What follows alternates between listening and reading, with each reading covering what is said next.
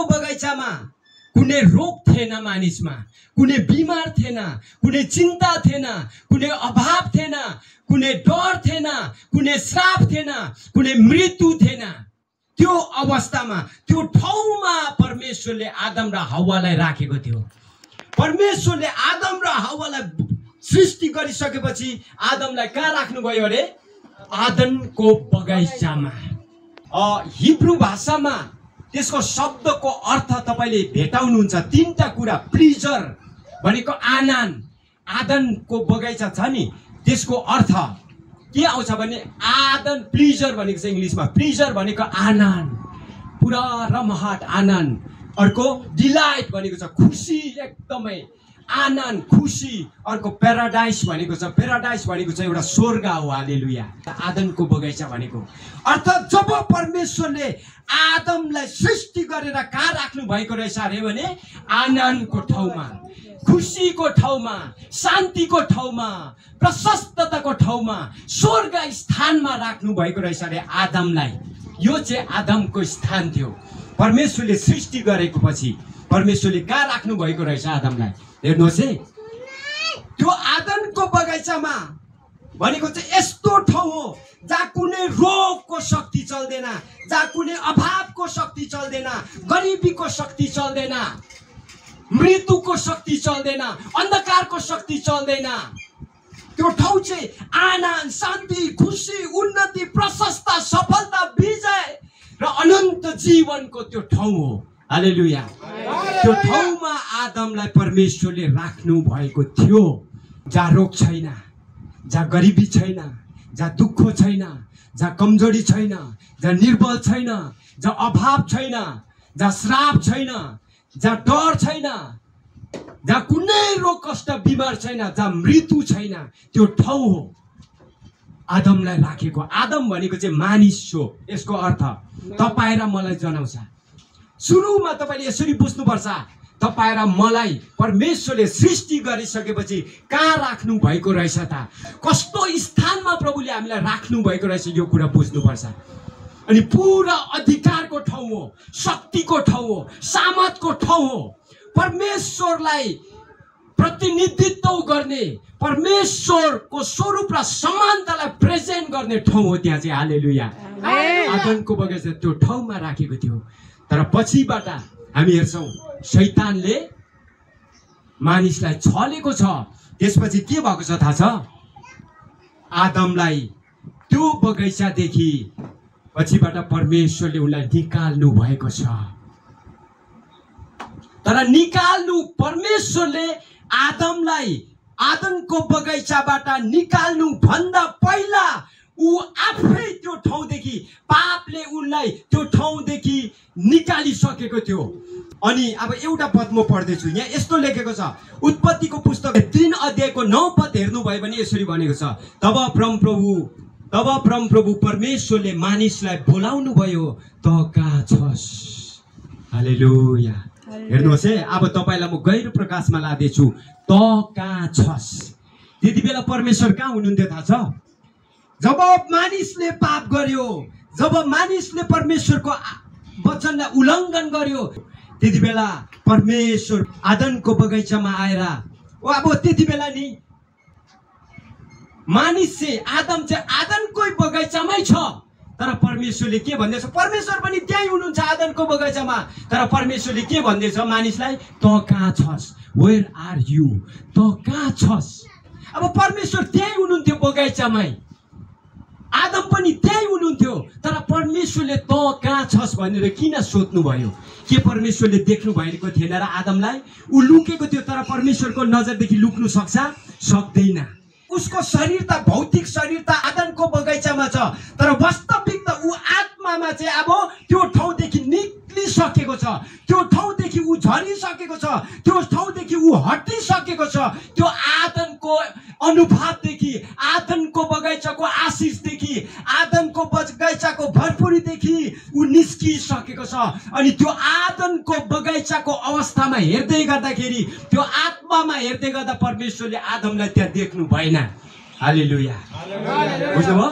त्यही भएर हेर्नु भयो। हुन त शरीरमा त त्यही थियो नि, शरीरमा त त्यो शरीरको कुरा गरेको होइन यहाँ, किनभने परमेश्वर आदमको बगैँचामै छ। आदम पनि त्यही आदमको बगैँचामा छ। परमेश्वरदेखि केही कुरा लुक्नु सक्दैन, छुप्नु सक्दैन। प्रभुले देखिहाल्नुहुन्छ नि। ऊ लुक्ने कोसिस त गर्दैछ, प्रभुलाई थाहा छ। प्रभुले भनेको चाहिँ त आत्मामा कहाँ छस्, शरीरको कुरा गरेको होइन प्रभुले। किनभने अब हेर्दै गर्दा जब पाप गर्यो, अपराध गर्यो, अधर्म गर्यो, त्यति बेला नि ऊ आत्मामा त्यो परमेश्वरको जहाँ परमेश्वरले उसलाई राख्नु भएको थियो नि, त्यो आनन्दमा, शान्तिमा, भरपुरीमा, अनन्त जीवनमा, आशिषमा, विजयमा, शक्तिमा, अब त्यो ठाउँमा छैन। ऊ त्यो ठाउँदेखि, शक्तिदेखि निर्बलतामा ऊ अब सरिसकेको छ। प्रभुले उसलाई शक्तिको ठाउँमा, आशिषको ठाउँमा, त्यो आदनमा हेर्नुभयो, तर त्यो ठाउँमा देखेन। किनभने ऊ अब त्यो जीवनको ठाउँदेखि मृत्युमा सरिसकेको छ। त्यो प्रशस्तको ठाउँदेखि, त्यो आशिषको ठाउँदेखि श्रापमा सरिसकेको थियो। उनी त्यो जीवनदेखि मृत्युमा सरिसकेको थियो, आशिषदेखि श्रापमा सरिसकेको थियो। ऊ हो शान्ति, आनन्द, खुसीदेखि डर, त्रास र चिन्ता फिक्रीको ठाउँमा ऊ सरिसकेको थियो।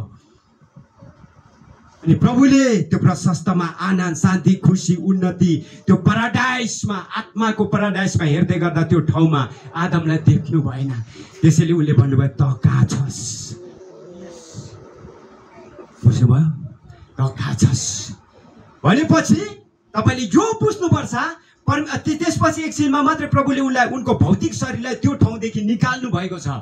तर त्योभन्दा पहिल्यै ऊ आत्मामा चाहिँ त्यो ठाउँदेखि निस्किसकेको थियो। त्यो आशिषदेखि, त्यो भरपुरीदेखि, त्यो सफलतादेखि, त्यो शक्तिको ठाउँदेखि, विजयको ठाउँदेखि, अनन्तको ठाउँदेखि, त्यो स्वर्गीय स्थानको ठाउँदेखि, परमेश्वरको उपस्थितिको ठाउँदेखि ऊ अलरेडी निस्किसकेको थियो। भन्नुभयो, त कहाँ छस्?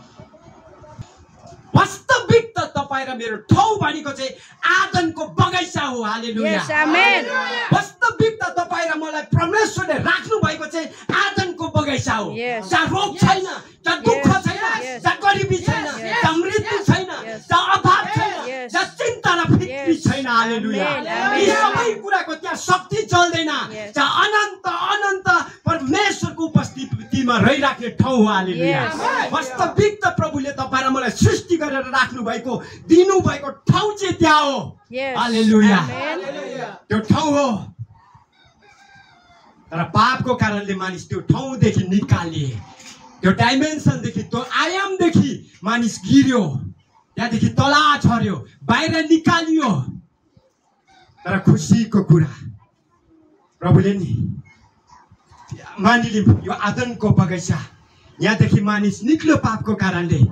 तर यो निर्बलताको ठाउँमा, अभावको ठाउँमा, निराशाको ठाउँमा, चिन्ताको ठाउँमा, मृत्युको ठाउँमा, अन्धकारले राज्य गर्ने ठाउँमा, पाप अपराधले राज्य गर्ने ठाउँमा, शैतानले राज्य गर्ने ठाउँमा, मृत्युले राज्य गर्ने ठाउँमा सधैँभरि तपाईँ र मलाई प्रभुले देख्नु चाहनु भएन। हालेलुया, त्यो ठाउँदेखि फेरि तपाईँ र मलाई त्यो आदमको बगैँचामा लाने निर्णय गर्नुभयो। हालेलुया, त्यो ठाउँमा लानका लागि, त्यो पहिला तपाईँ र मेरो ओरिजिनल ठाउँमा लानको लागि, जहाँ परमेश्वरले सृष्टि गरेर आदमको बगैँचामा तपाईँ र मलाई राख्नु भएको थियो, त्यो ठाउँमा फेरि हामीलाई सार्नका लागि येशू काल्भरी क्रुसमा मर्नुभयो। हालेलुया, अनि येशूको शक्तिशाली पवित्र रगतको शक्तिद्वारा, येशूको बलिदानद्वारा परमेश्वरले फेरि पहिलाको ठाउँमा हामीलाई सार्नु भएको छ। हालेलुया, आज विश्वासीले जसले प्रभु येशूलाई प्रभु र मुक्तिदाता भनेर विश्वास गरिसकेको छौँ, आज हाम्रो ठाउँ चाहिँ नि हामीले बुझ्नुपर्छ। अब यो अन्धकारको ठाउँ होइन अब हाम्रो। हालेलुया, निर्बलताको ठाउँमा छैनौँ अब हामी, कमजोरीको ठाउँमा छैनौँ हामी, अभाव र गरिबीको ठाउँमा छैनौँ, मृत्युको ठाउँमा छैनौँ, श्रापको ठाउँमा छैनौँ, तपाईँ म पापको ठाउँमा छैनौँ, तर आदमको बगैँचामा ठाउँ छौँ। तपाईँ र म परमेश्वरको उपस्थितिको ठाउँमा, जीवनको ठाउँमा, अनन्त अनन्त जीवनको ठाउँमा तपाईँ र म छौँ। प्रशस्तताको ठाउँमा, शान्तिको ठाउँमा, आनन्दको ठाउँमा, विजयको ठाउँमा, सफलताको ठाउँमा, उन्नतिको ठाउँमा तपाईँ र म अब सरिसकेको छौँ। तपाईँलाई नि कलेसिया 1:13 हेर्नुभयो भने नि परमेश्वरले तपाईँ र मलाई आफ्नो प्रिय पुत्र पुत्रको राज्यमा सार्नु भएको छ भनेर भनेको छ। हालेलुया। उहाँको प्रिय पुत्रको राज्य चाहिँ कहाँ रहेछ त? आदनको बगैँचा। हालेलुया। परमेश्वरको पुत्रको राज्य चाहिँ कहाँ रहेछ त? त्यो शान्तिको ठाउँ, त्यो आनन्दको ठाउँ, त्यो विजयको ठाउँ, त्यो सुरक्षाको ठाउँ, त्यो अनन्त जीवनको ठाउँ, जहाँ रोग छैन, जहाँ दुःख छैन, जहाँ गरिबी छैन, जहाँ अभाव छैन, जहाँ श्राप छैन, जहाँ अनन्त अनन्तसम्म परमेश्वरसँगको घनिष्ठ सम्बन्ध छ, त्यो ठाउँ हो। हालेलुया। बाइबलले भन्दछ अन्धकारको राज्यदेखि परमेश्वरले येशू ख्रीष्टको राज्यमा सारिसक्नु भएको छ भनेर भन्दछ। हालेलुया। हालेलुया। शैतानले हामीलाई नि परमेश्वरको राज्यदेखि अन्धकारको राज्यमा सारेको थियो, तर ख्रीष्ट येशू आएर फेरि हाम्रो ओरिजिनल ठाउँमा हामीलाई सारिसक्नु भएको छ। अनि आज तपाईँ र मेरो ठाउँ चाहिँ हामीले बुझ्नु पर्ने हामी कहाँ हौ भन्ने। हालेलुया। हालेलुया। हाम्रो ठाउँ चाहिँ कहाँ रहेछ त? प्रशस्तताको ठाउँ। हालेलुया। अभावको ठाउँ होइन। तपाईँलाई म भन्नु चाहन्छु एउटा सत्य कुरा म तपाईँलाई भन्दछु। आदनको बगैँचामा हुनु भनेको चाहिँ नि यता हेर्नुहोस् है, ख्रीष्ट बाइबलले भन्छ तपाईँ र म ख्रीष्ट भित्र छौँ आज। अनि ख्रीष्ट येशू भित्र हुनु भनेको चाहिँ आदनको बगैँचामा हुनु भनेको। हालेलुया। ख्रीष्ट येशूमा तपाईँलाई कुनै रोगले जित्नु सक्दैन। ख्रीष्ट येशूमा तपाईँलाई कुनै पापले जित्नु सक्दैन। ख्रीष्ट येशूमा तपाईँलाई कुनै मृत्युले जित्नु सक्दैन। ख्रीष्ट येशूमा तपाईँलाई कुनै श्रापले जित्नु सक्दैन। ख्रीष्ट येशूमा तपाईँलाई कुनै एडिक्सनले जित्नु सक्दैन। ख्रीष्ट येशूमा कुनै तपाईँलाई चिन्ता फिक्रीले जित्नु सक्दैन। ख्रीष्ट येशूमा संसारको कुनै कुराले पनि तपाईँलाई जित्नु सक्दैन। अझ ख्रीष्ट येशूमा तपाईँ र म हुनु भनेको चाहिँ आदनको बगैँचामा हुनु हो, जहाँ शान्ति थियो, आनन्द थियो, उन्नति थियो, विजय थियो, शक्ति थियो, अनन्त अनन्त परमेश्वरसँगको गहिरो सम्बन्ध थियो। हालेलुया। ख्रीष्ट येशूद्वारा अन्धकारको राज्यदेखि हामी फेरि त्यो आदनको बगैँचामा अर्थात् परमेश्वरको राज्यमा हामी सरिसकेको छौँ। हालेलुया। पहिला पत्रुस 2:9 पनि त्यही भन्दछ, परमेश्वरले अन्धकारदेखि हामीलाई ज्योतिको राज्यमा सार्नु भएको छ भनेर। हालेलुया। हामी सरिसकेको छौँ। तर मैले तपाईँलाई आज बुझाउनु चाहेको चाहिँ यति मात्रै हो, तपाईँ र म कहाँ छौँ आज। तपाईँ र मैले बुझ्नुपर्छ। धेरैचोटि हामी यहाँ याद गर्नुहोस् त, जसरी यति बुझेको छौँ, यहाँ हामी आदनको बगैँचामा थियौँ, तर पापको कारणले अब त्यहाँदेखि हामी निस्क्यौँ। यो सोच्छौँ यो निस्केर जहाँ थियौँ नि त्यो ठाउँ हाम्रो होइन। अब ख्रीष्ट येशूद्वारा फेरि पहिलाको ओरिजिनल ठाउँमा आइपुगेको छौँ। हालेलुया। प्रभुले किन फेरि त्यही सार्नु भयो? प्रभुको इच्छा रहेछ हामी आदनको बगैँचाको अनुभवमा रहनु सकौँ, आदनको बगैँचाको आशिषमा रहनु सकौँ, आदनको बगैँचाको भरपुरीमा रहनु सकौँ, आदनको बगैँचाको प्रशस्ततामा रहनु सकौँ, आदनको बगैँचामा भएको शक्तिमा हामी रहन सकौँ। अनि ख्रीष्ट येशूमा हुनु भनेको चाहिँ फेरि तपाईँ र म आदनको बगैँचामा हुनु। हालेलुया। अन्धकारको राज्यदेखि ख्रीष्ट येशूको राज्यमा सरिसकेको छौँ। हालेलुया। तपाईँले पढ्नुभयो भने योनाको पुस्तक 5:24 भन्दछ, येशूलाई विश्वास गर्नेहरू चाहिँ नि मृत्युदेखि जीवनमा सरिसकेको छ भनेर। हालेलुया। जीवनमा सरिसकेको व्यक्तिहरू हामी आज हामी प्रत्येक विश्वासीले बुझ्नुपर्छ, पापदेखि तपाईँ र म धार्मिकतामा सरिसकेको छौँ। हालेलुया। गरिबीदेखि भरपुरीमा सरिसकेको व्यक्तिहरू, रोगको श्रापदेखि आशिषमा सरिसकेको व्यक्तिहरू, परमेश्वर विहीनदेखि फेरि परमेश्वर कहाँ सरिसकेको व्यक्तिहरू, मृत्युदेखि जीवनमा सरिसकेको व्यक्तिहरू तपाईँ र म। हालेलुया। श्रापदेखि आशिषमा सरिसकेको व्यक्ति हो। हालेलुया। असफलतादेखि सफलमा सरिसकेको व्यक्तिहरू हो, हारदेखि जितमा सरिसकेको व्यक्तिहरू। हालेलुया। त्यसैले यो ठाउँमा आज तपाईँ र म हुँदै गर्दा नि एउटा कुरा बुझ्नुपर्छ, तपाईँ र म चाहिँ अब कहाँ रहेछौँ अरे? फेरि आदनकै बगैँचामा हामी सरिसकेको छौँ रहेछौँ। आदनको बगैँचामा सर्नु भनेको चाहिँ के हो भने नि, आदनको बगैँचामा कुनै रोग थिएन, कुनै रोगले आदमलाई जित्नु सक्दैन। तपाईँ जुन रोगसँग डराइराख्नु भएको छ नि, तपाईँ आदमको बगैँचामा हुनुहुन्छ। ख्रीष्ट येशूमा हुनु भनेको आदमको बगैँचामा आदनको बगैँचामा हुनु। त्यो रोगले तपाईँलाई जित्नु सक्दैन। हालेलुया। जुन चिन्ता फिक्रीले आज तपाईँलाई सताइराखेको छ नि, डर देखाइराखेको छ, तपाईँ आदनको बगैँचामा सरिसकेको व्यक्ति हो। ख्रीष्ट येशूमा हुनु भनेको आदनको बगैँचामा हुनु हो। त्यो चिन्ता फिक्रीले तपाईँले जित्नु सक्दैन। हालेलुया। घरिघरि जुन सताउने तपाईँलाई डर देखाइराख्ने पाप थियो नि, त्यो पापले अब आदनको बगैँचामा रहने व्यक्तिले जित्नु सक्दैन। हालेलुया। शैतानको शिर कुल्चिसकेको छ। हालेलुया। हारिसकेको छ। हालेलुया। हामी विजयको सन्तानहरू हो, आशिषित सन्तानहरू हौँ। हामी पुच्छार होइन, शिर तुल्याएको व्यक्तिहरू, जाति जातिमा श्रेष्ठ तुल्याएको व्यक्तिहरू। हालेलुया। हामी खेत होइन, टुप्पो तुल्याएको व्यक्तिहरू, परमेश्वरले अति प्रेम गरेको व्यक्तिहरू, परमेश्वरको आँखाको नानी हो। हालेलुया। प्रभुको हृदयको टुक्राहरू हो। ख्रिस्ट हामी भित्र हुनुहुन्छ। वचनले भन्दछ ख्रिस्ट यीशुमा तपाईँ र म परमेश्वरको छोराहरू भइसकेको छौँ। हालेलुया। जब एउटा कुकुरले पनि आफ्नो ठाउँलाई थाहा पाउँछ क्या, आफ्नो ठाउँलाई।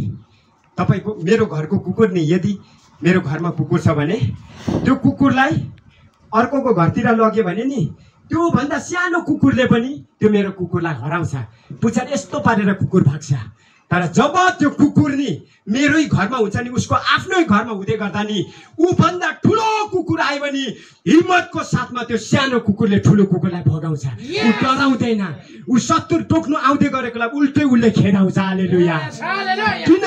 उसले ठाउँ थाहा पायो, म कहाँ छु भन्ने, मेरो स्थान कहाँ छ भन्ने। आज ख्रिस्टमा यदि तपाईँ र मैले आफ्नो स्थान थाहा पायौँ भने हामीलाई सताउने शत्रुहरूले अब सताउनु सक्दैन, रोगले सताउनु सक्दैन, काँचो अभावले सताउनु सक्दैन, बिमारले सताउनु सक्दैन, मृत्युले सताउनु सक्दैन, श्रापले सताउनु सक्दैन, निराशा र चिन्ता डरले हामीलाई सताउनु सक्दैन। हालेलुया। हामीले आफ्नो स्थान पाइसकेको छौँ। ख्रिस्टमा हुनु भनेको चाहिँ हामी आदनको बगैँचामा हुनु भनेको, जहाँ परमेश्वरले मानिसलाई पहिलोचोटि बनाएर राख्नु भएको थियो। फेरि त्यहाँदेखि टाढो हुँदै गर्दा फेरि ख्रिस्ट यीशुको बलिदानद्वारा त्यही ठाउँमा फेरि हामीलाई दुबारा राख्नु भएको छ। हालेलुया। किन दुबारा राख्नुभयो? फेरि किन दुबारा फेरि आदनको बगैँचामा राख्नुभयो? प्रभुलाई थाहा छ। त्यो ठाउँबाट मात्रै हामी राज्य गर्न सक्छौँ। हालेलुया। किनभने त्यो ठाउँमा भएर मात्रै हामी विजयको जीवन जिउन सक्छौँ, आशिषित जीवन जिउन सक्छौँ, शक्तिशाली जीवन जिउन सक्छौँ। हालेलुया। त्यो ठाउँमा मात्र हो जहाँ कुनै शत्रुले हामीलाई हराउनु सक्दैन। त्यो ठाउँमा मात्र हो जहाँ तपाईँलाई कुनै पापले फेरि गिराउनु सक्दैन, कुनै एडिक्सनले तपाईँलाई गिराउनु सक्दैन, संसारको लोभ लालचले तपाईँलाई मार्नु सक्दैन, कुनै मृत्युले तपाईँलाई मार्नु सक्दैन, कुनै रोग कष्टले तपाईँलाई मार्नु सक्दैन। त्यो चाहिँ आदनको बगैँचा हो, अर्थात् ख्रिस्ट यीशुमा हो। हालेलुया। वचनले भन्दछ तपाईँ र म ख्रिस्ट भित्र छौँ, अर्थात् आदनको बगैँचामा छौँ। हालेलुया।